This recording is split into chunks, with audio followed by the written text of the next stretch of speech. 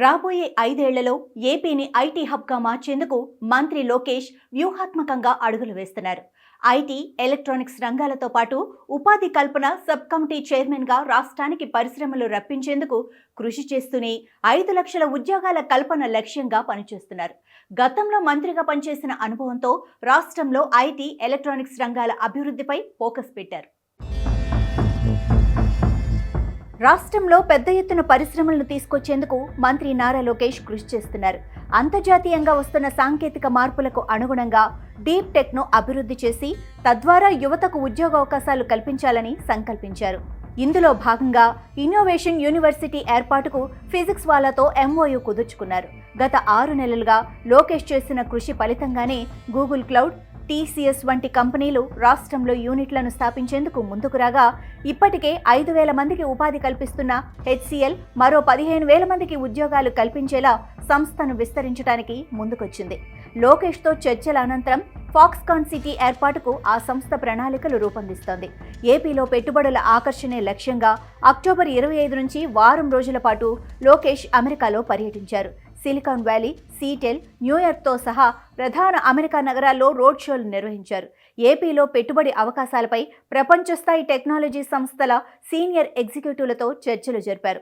Tesla, Google, Apple, Adobe, Microsoft, Falcon X, sales force, jet scholar వంటి 100 ప్రముఖ కంపెనీల ప్రతినిధులను కలిసి రాష్ట్రంలో ఆయా సంస్థల ఏర్పాటుకు ఉన్న అనుకూలతలను వివరించారు.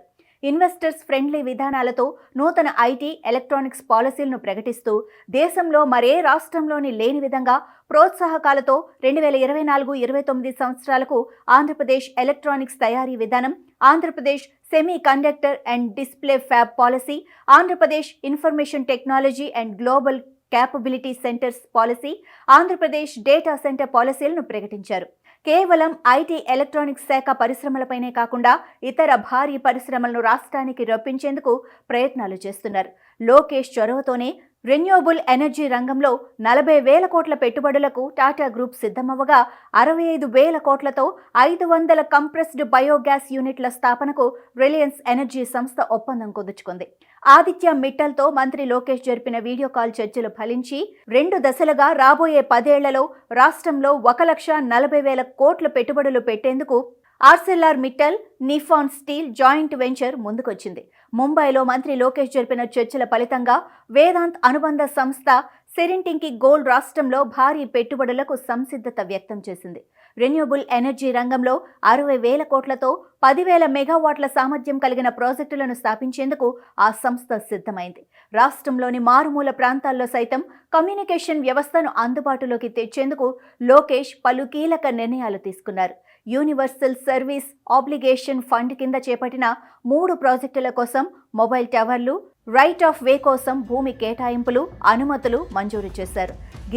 గిరిజనేతర మారుమూల ప్రాంతాల్లో మొబైల్ సిగ్నల్ బ్లాక్ స్పాట్లను గుర్తించి పరిష్కారానికి కృషి చేస్తున్నారు.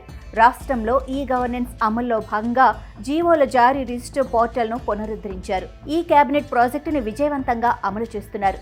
పౌరులకు సంబంధించిన 134 రకాల సర్టిఫికెట్లను వాట్సాప్ ద్వారా అందించేలా మెటాతో కీలక ఒప్పందం చేసుకున్నారు.